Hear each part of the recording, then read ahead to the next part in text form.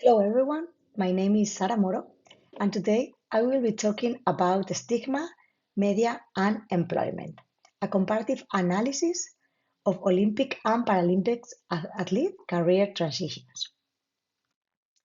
Retirement from elite sport is one of the most challenging transitions in athlete's life, and this is because retirement is not simple about stopping competition.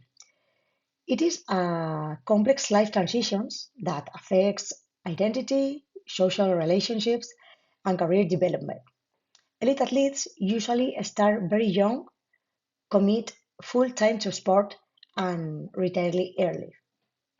As a result, they are often forced to redefine who they are and what they want to do professionally at a moment when many people are just beginning their careers. Research shows these transitions tends to be smoother when athletes plan early, receive social support, and develop educational and professional skills during sporting careers. In Europe, this perspective has shaped the dual career approach, which promotes combining sport with education or work throughout the athletic career, not waiting until retirement. However, in this scale, not all athletes experience these transitions in the same way. Most studies tend to analyze athletic retirement as a single phenomenon. However, Olympic and Paralympic sport operate within very different contexts. They differ in terms of a media exposure, cultural narrative, and institutional policy support. This difference strongly shapes what happens after retirement. So the central question guiding this presentation is why do some athletes transitions more successfully into the labor market than others, even when they are competed at the highest level? To explore this question, I focus on three structural dimensions. First, media visibility. Second, social stigma, especially through the social model of disability. And third, educational and institutional support structures. The main idea is quite simple. Post-sport careers are not determined only by talent or sporting success, but by the system that surrounds athletes. Media visibility plays a key role in how athletes are socially valued. Media do not simply report sport, they actively create meaning, hierarchies, and narratives. Olympic athletes generally receive more coverage, more continuous exposure, and a stronger commercial framing. This creates an image associated with excellence, success, performance, and consumption.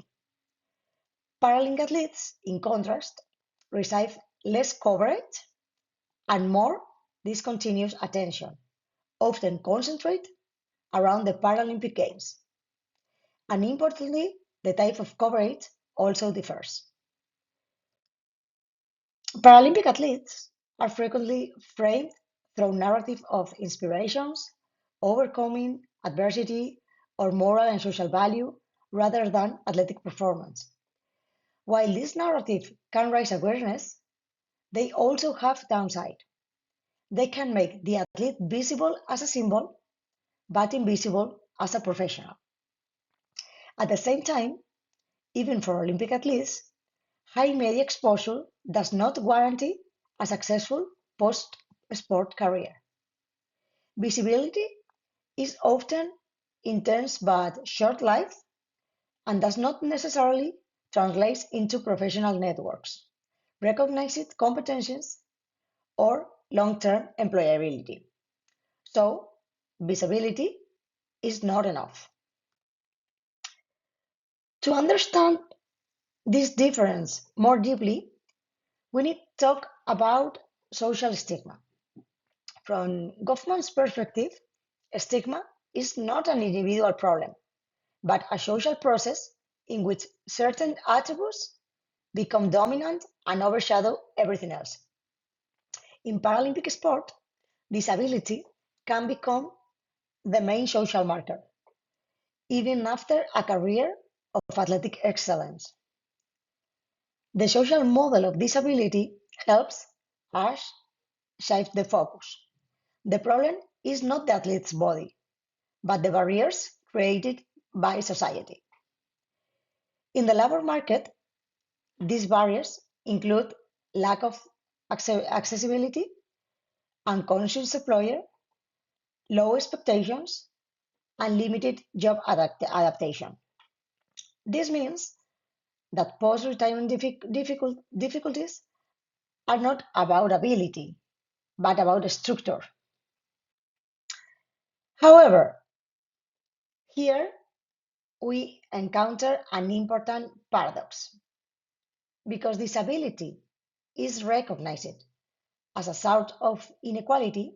Paralympic athletes often gain access to more structured support programs, inclusion policies, and employment guidance systems. Meanwhile, many Olympic athletes transitions without stigma, but also without structured support. This leads us to the third dimension, support structures. Research consistently shows that athletes transitions more successfully when they have early planning, access to education, career guidance, and institutional support. The dual career model is a good example of this approach. However, access to these resources is uneven. Olympic athletes often rely on informal networks, personal contacts, and symbolic prestige. While this can be helpful, they are also unstable and unequal. Paralympic athletes, in contrast, may benefit from more institutionalized support, inclusion-based programs, and clear transitions pathway. Programs such as Athlete 365 Career Plus illustrate the potential of integrated sport education's employment models, but their effectiveness depends on accessibility, continuity, and adaptation to different athletes' profiles. Once again, employability depends less on frame and more on systems. When we compare Olympic and Paralympic athletes, a central paradox emerges. More visibility does not necessarily lead to better post-sport careers. Olympic athletes often experience high recognition and strong athletics identities, but weak institutional support. Paralympic athletes often face stigma in the labor market, yet benefit from stronger structured support systems. This changes the idea that success and prestige automatically translate into employability. What really matters are policies, support structures, and broader cultural frameworks. This brings me to the idea of moving toward equity. What this analysis shows is that post-sport transitions are not equitable by default. We often assume that visibility and support and sporting success will naturally lead to better career opportunities, but that is not always the case. Equity does not mean treating all athletes the same. It means recognizing that Olympic and Paralympic athletes face different structural conditions. Moving toward equity requires shifting the focus away from individual responsibility and towards support systems that combine education, employment, and long term guidance. To conclude, post-sport transition should not be understood as an individual responsibility. It is fundamentally a structural issue. This analysis shows that visibility is not enough. Stigma is complex and ambivalent, and support structures are decisive. If we want fairer and more sustainable transitions, we need early career planning, integrated education, sport work models, and policies based on equity and right.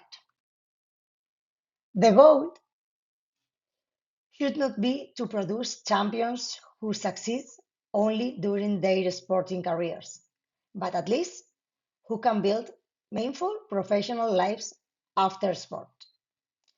This concludes my presentation. Thank you very much for your attention.